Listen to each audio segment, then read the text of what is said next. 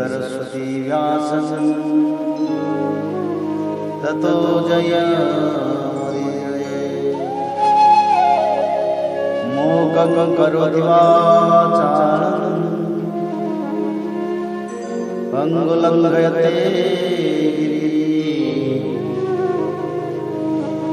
यत्कृपातमहं वन्दे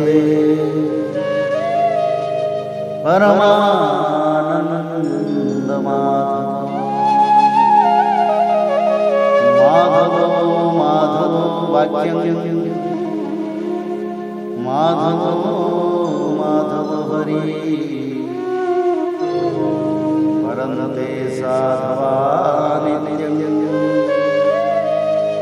सकलकार्येषु श्रीमद् भागवत महापुराण तृतीय स्कंद अथा 300 अध्याय देह गेह में आसक्त पुरुषों की अधोगति का वर्णन। श्री कपिल देव जी कहते हैं, माता जी, जिस प्रकार वायु के द्वारा उड़ाया जाने वाला मेघ समूह उसके बल को नहीं जानता, उसी प्रकार यह जीव भी बलवान काल की प्रेरणा से भिन्न भिन्न अवस्थाओं तथा योनियों में भ्रमण करता रहता है, किंतु उसके प्रबल पराक्रम को नहीं जानता। जीव सुख की अभिलाषा से जिस जिस वस्तु को बड़ा कष्ट से प्राप्त करता है, उसी उसी को भगवान काल विनष्ट कर देता है, जिसके लिए उसे बड़ा शोक होता है। इसका कारण यही है कि यह मंदमती जीव अपने इस नाशवान शरीर तथा उसके संबंधियों के घर, खेत और धन आदि को मोहवश नित्य मान लेता है। इस संसार में यह जीव जिस जिस योनियों में जन्म लेता है, उसी उसी में आनंद मानने लगता है और उससे विरक्त नहीं होता। यह भगवान की माया से ऐसा मोहित हो रहा है कि कर्मवश नरक की योनियों में जन्म लेने पर भी वहाँ के विष्ठा आदि भोगों में ही सुख मानने के कारण उसे भी छोड़ना नहीं चाहता।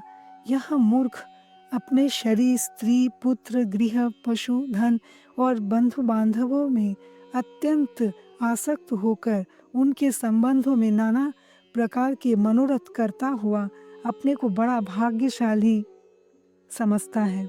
इनके पालन पोषण की चिंता से इसके संपूर्ण अंग जलते रहते हैं। तथापि दुर्वासनाओं से दूषित हृदय होने के कारण यह मूढ़ निरंतर इन्हीं के लिए तरह तरह के पाप करता रहता है। कुलटा स्त्रियों के द्वारा एकांत में संभोग आदि के समय प्रदर्शित किए हुए कपट पूर्ण प्रेम में तथा बालकों की मीठी मीठी बातों में मन और इंद्रियों के फंस जाने से हृदय गृहस्थ पुरुष घर के दुख प्रधान कपट पूर्ण कर्मों में लिप्त हो जाता है। उस समय बहुत सावधानी करने पर यदि उसे किसी दुख का प्रतिकार करने में सफलता मिल जाती है, तो उसे ही वह सुख मान लेता है। जहाँ तहाँ से भयंकर हिंसा वृत्ति के द्वारा धन संचय कर उससे यह ऐसे लोगों का पोषण करता है जिनके पोषण से नरक में जाता है। स्वयं तो उनके खाने पीने से बचे हुए अन्न को खाकर ही रहता है। बार बार प्रयत्न करने पर भी जब इसकी कोई जीविका नहीं चलती, तो यह लोभवश अधीर हो जाने से दूसरे के धन की इच्छा करने लगता है। जब मंद भाग्य के कारण इसका कोई प्रयत्न नहीं चलता और यह मंद बुद्धि धनहीन होकर कुटुंब के भरण पोषण में असमर्थ हो जाता है, तब अत्यंत दीन और चिंतातुर होकर लंबी लंबी सांसें छोड़ने लगता है।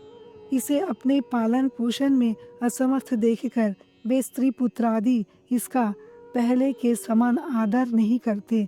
जैसा कृपण किसान बूढ़े बैल की उपेक्षा कर देते हैं।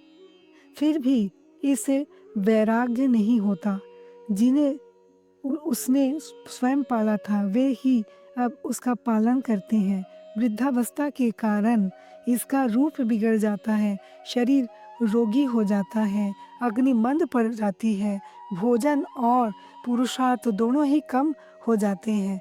वह मरणोन्मुख होकर घर में पड़ा रहता है और कुत्तों की भांति स्त्री पुत्रादि के अपमान पूर्वक दिए हुए टुकड़े खाकर जीवन निर्वाह करता है। मृत्यु का समय निकट आने पर वायु के उत्क्रमण से इसकी पुतलियां चढ़ जाती है।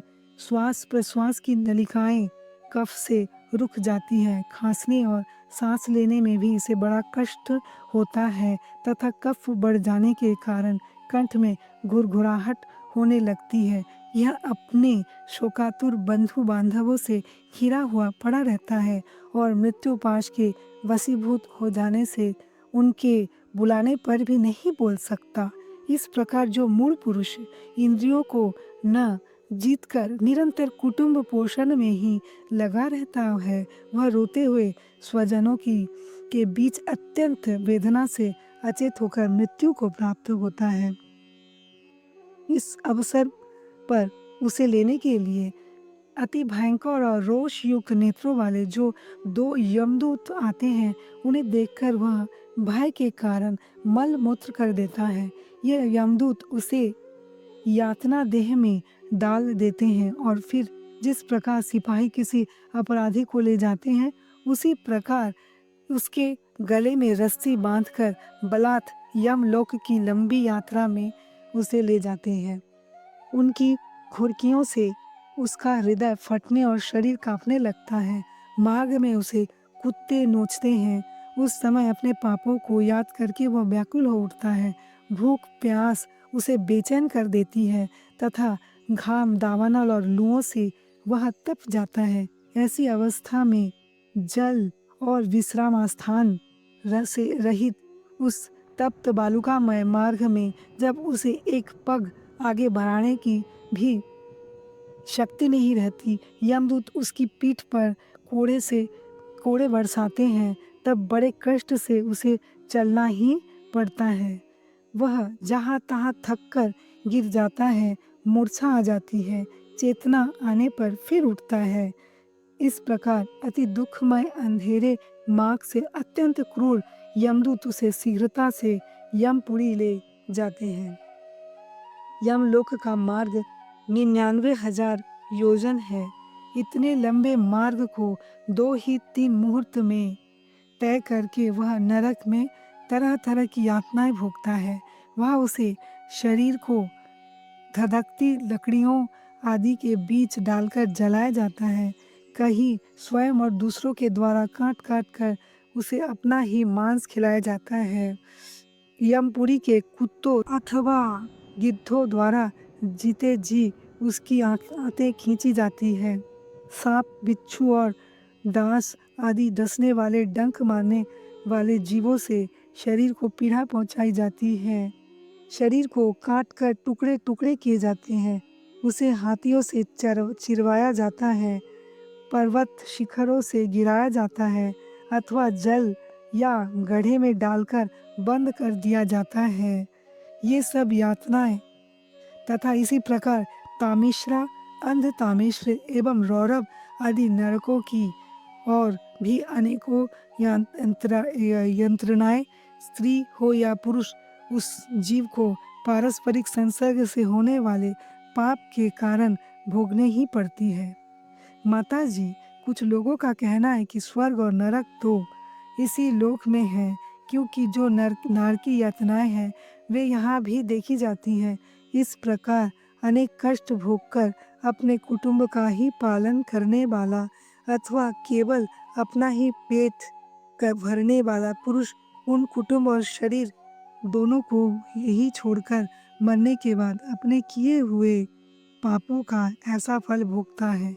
अपने इस शरीर को यही छोड़कर प्राणियों से द्रोह करके एकत्रित किए हुए पाप रूप पाथेयों को साथ लेकर वह अकेला ही नरक में जाता है।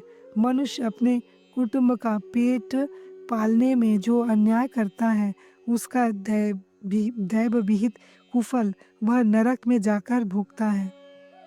उस समय वह ऐसा व्याकुल होता है मानो उसका सर्वस्व लूट गया हो। जो पुरुष नीरी पाप की कमाई से अपने परिवार का पालन करने में व्यस्त रहता है, वह वह अंधतामिश नरक में जाता है, जो नरकों में चरम सीमा का कष्टप्रद स्थान है।